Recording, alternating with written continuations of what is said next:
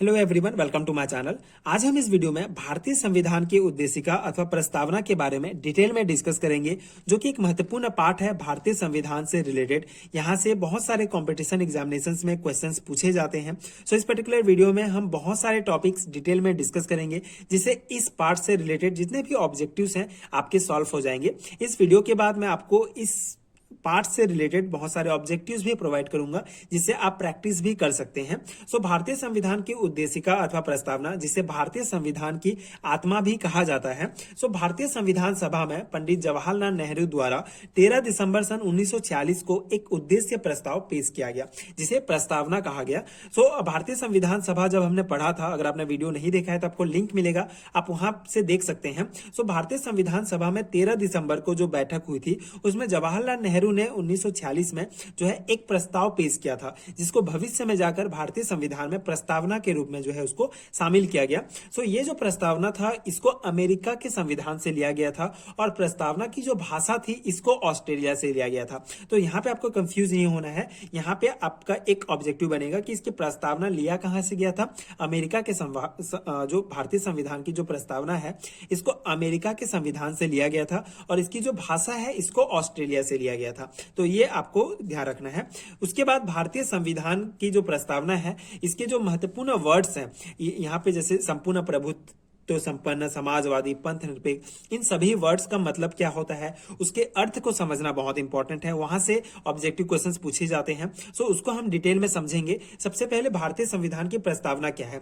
हम भारत के लोग भारत को एक संपूर्ण प्रभुत्व संपन्न, समाजवादी, पंथ निरपेक्ष, लोकतंत्रात्मक गणराज्य बनाने के लिए तथा उसके समस्त नागरिकों को सामाजिक, आर्थिक और राजनीतिक न्याय, विचार, अभिव्यक्ति, विश्वास, धर्म और उपासना की स्वतंत्रता, प्रतिष्ठा और अवसर की समता प्राप्त करने के लिए तथा उन सब में व्यक्ति की गरिमा और राष्ट्र की एकता और अखंडता सुनिश्चित करने वाली बंधुता बढ़ाने के लिए दृढ़ संकल्प होकर अपनी इस संविधान सभा में आज तारीख 26 नवंबर 1949 ईस्वी को एतद द्वारा इस संविधान को अंगीकृत, अधिनियमित और आत्मर्पित करते हैं। सो ये जो है भारतीय संविधान की प्रस्तावना है।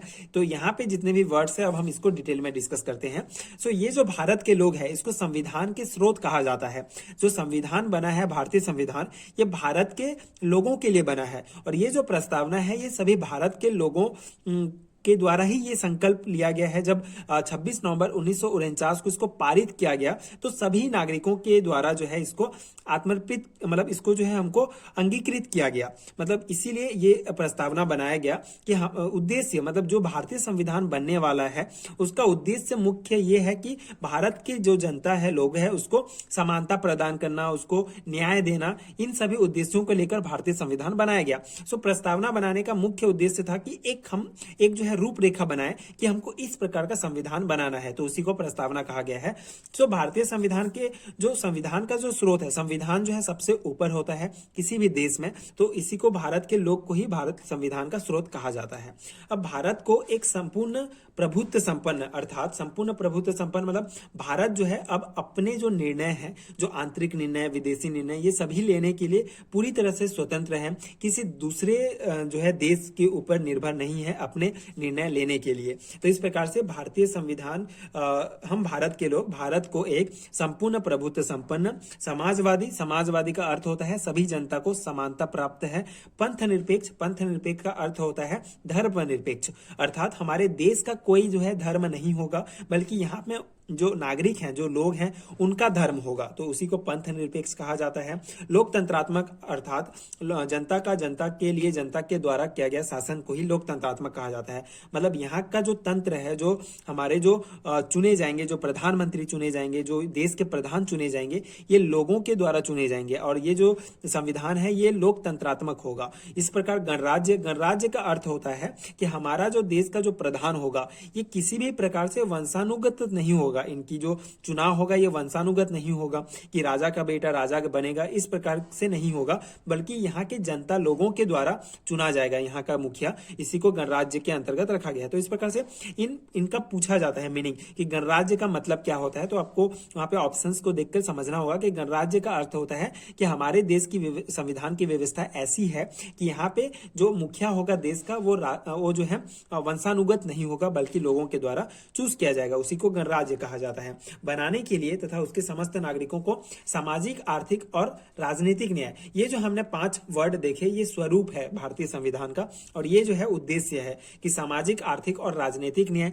यहाँ पे जितने भी जनता है, जितने भी नागरिक हैं, उनको सामाजिक, आर्थिक और राजनीतिक न्याय जो है ये संविधान दिलाएगा। यहाँ पे धार्मिक न्याय की बात नहीं हुई है, तो इसको ऑब्जेक्टिव में कभी कभी फंसाया जाता है कि कौन से न्याय की बात भारतीय संविधान के प्रस्तावना में नहीं हुई है। तो यहाँ पे आपको ध्यान रखना है, सामाजिक, आर्थिक और राजनीतिक न्याय यहाँ के नागरिकों को संविधान जो है देता है, न कि यहाँ पे धार्मिक न्याय के बारे में बात नहीं की गई है। इसके अलावा विचार, अभिव्यक्ति, विश्वास, धर्म और उपासना की स्वतंत्रता, प्रतिष्ठा और अवसर की समता होगी, सभी को अवसर की समानता होगी। इसलिए यहाँ पे जो है आरक्षण का सिस्टम जो है लागू किया गया है संविधान में, उसके लिए भी कई प्रावधान जोड़े गए हैं प्राप्त करने के लिए, तथा उन सब में व्यक्ति की गरिमा, राष्ट्र की एकता और अखंडता सुनिश्चित करने वाली बंधुता बढ़ाने के लिए दृढ़ संकल्प होकर अपनी इस संविधान सभा में आज तारीख 26 नवंबर 1949 को एतद द्वारा इस संविधान को अंगीकृत, अधिनियमित और आत्मर्पित करते हैं।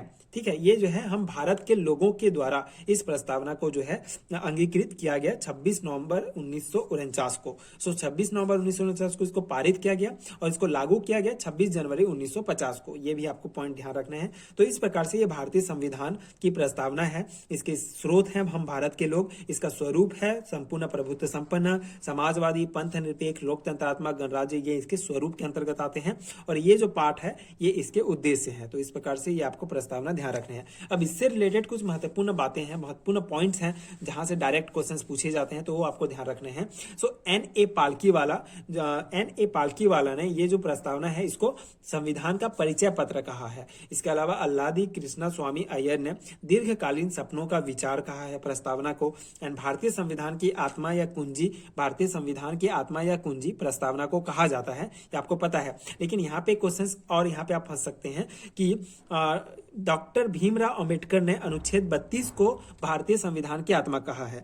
मतलब यहाँ पे दो है। अगर डॉक्टर भीमराव अंबेडकर के नाम से अगर पूछा जाता है कि भीमराव अंबेडकर ने किसको जो है भारतीय संविधान की आत्मा कहा है, तो आपको ध्यान रखना है अनुच्छेद 32 को। लेकिन जनरल पूछा जाता है कि भारतीय संविधान की आत्मा किसे कहा जाता है, तो ये प्रस्तावना को कहा जाता है। तो ये पॉइंट्स आपको ध्यान रखने हैं। इसके अलावा बहुत पहले से जो भारतीय संविधान की प्रस्तावना जब भारतीय संविधान में लाया गया, तो जब ऐड किया गया, तो उस समय से ही था कि भारतीय संविधान जो प्रस्तावना है उसको संविधान का अंग माना जाएगा या नहीं माना जाएगा। तो इसके संबंध में सर्वोच्च न्यायालय के बेरूबादी यूनियनवाद 1960 के द्वारा कहा गया कि प्रस्तावना को संविधान का अंग नहीं माना जाएगा, प्रस्तावना संविधान का अंग नहीं है। इसके बाद केशवानंद भारती केरलवाद 1973 की एक बैठक में सर्वोच्च न्यायालय ने निर्णय दिया कि प्रस्तावना संविधान का अंग है, इसमें संशोधन किया जा सकता है, लेकिन इसके मूल ढांचे को बदला नहीं जा सकता है। ये जो है केशवानंद भारतीय केरलवाद 1973 में सर्वोच्च न्यायालय ने ये